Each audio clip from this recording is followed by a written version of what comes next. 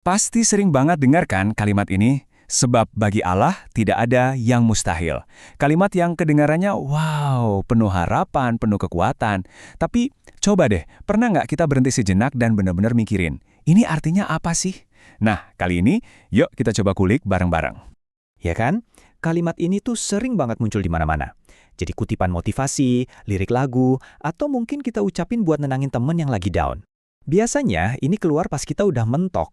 Pas kita ngerasa kecil banget, nggak berdaya, terus masalah di depan kita tuh kayak gunung raksasa yang nggak mungkin didaki. Di saat-saat kayak gitu, kalimat ini jadi semacam pegangan terakhir ya kan? Bisikan harapan di tengah keputusasaan.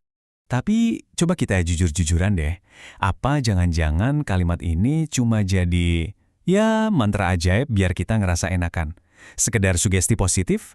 Atau jangan-jangan ada makna yang jauh lebih dalam yang bisa mengubah cara kita memandang segalanya yang selama ini kita lewatkan begitu aja? Nah, buat ngejawab itu, kita mesti mundur jauh ke belakang, ke akarnya. Soalnya, ini tuh bukan kutipan motivasi dari buku-buku pengembangan diri modern loh. Ini sebuah deklarasi kuno yang gemanya udah melintasi ribuan tahun sejarah manusia.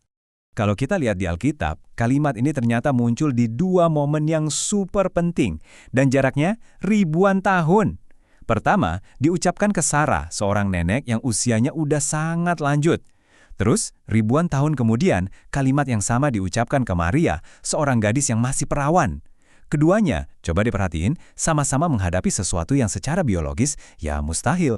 Nah, ini dia yang menarik banget. Coba lihat polanya di sini.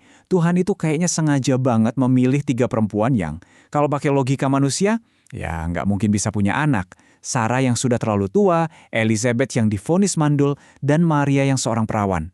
Ini bukan kebetulan, teman-teman. Ini kayak sebuah desain, ada pesan yang sengaja mau disampaikan di sini. Dan pesan inilah yang seringkali kita lewatkan. Jadi yuk, sekarang kita coba geser sedikit cara pandang kita buat ngerti apa sih tujuan asli di balik deklarasi tidak ada yang mustahil ini. Seringnya kan kita salah kaprah ya.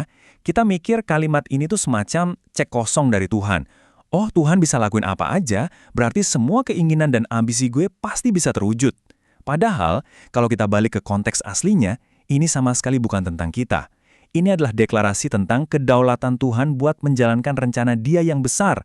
Dan seringkali, Dia melakukannya lewat orang-orang yang paling nggak kita duga, yang paling nggak diperhitungkan. Jadi, kata kuncinya di sini adalah kasih karunia. Tuhan itu nggak milih mereka karena mereka yang paling jago, paling hebat, atau paling suci. Justru sebaliknya, Dia milih mereka justru karena ketidakmungkinan mereka, murni karena anugerahnya. Tujuannya apa? Simple, supaya semua orang yang lihat jadi tahu. Wow, kekuatan yang bekerja di sini jelas bukan dari manusia, ini pasti dari Tuhan. Oke, sekarang kita akan masuk lebih dalam lagi nih. Kita akan lihat puncak dari semua kemustahilan ini. Sebuah paradoks yang, jujur aja, jauh lebih besar dari sekedar keajaiban biologis.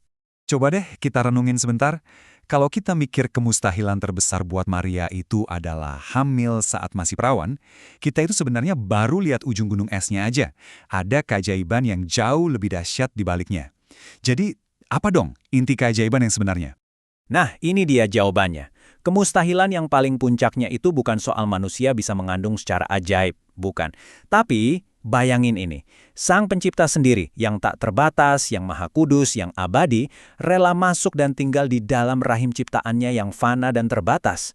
Yang abadi masuk ke dalam dunia ruang dan waktu. Ini benar-benar sebuah misteri yang melampaui akal sehat kita. Dan ini cuma bisa terjadi karena kuasa Roh Kudus.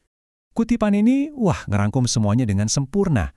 Coba bayangin, kita ini cuma kayak bejana tanah liat, rapuh, biasa aja, penuh sama keterbatasan. Tapi Tuhan dengan sengaja memilih untuk menaruh hartanya yang luar biasa berharga itu justru di dalam kita. Kenapa? Biar kelihatan jelas banget kalau ada kekuatan yang luar biasa terpancar, itu mutlak dari Dia, bukan dari kita sama sekali. Oke, terus apa hubungannya semua ini sama kita hari ini? Ini kan cerita ribuan tahun lalu. Nah, kebenaran kuno ini tuh bukan cuma informasi teologi yang kering loh. Ini adalah sebuah undangan. Undangan yang hidup, yang relevan, yang langsung berbicara ke dalam situasi kita masing-masing sekarang juga. Coba, seberapa sering kita ngomongin hal-hal yang ada di slide ini? Ah, saya udah ketuaan. Saya masih terlalu muda, belum pengalaman. Skill saya nggak cukup. Masa lalu saya jelek banget. Saya terlalu hancur.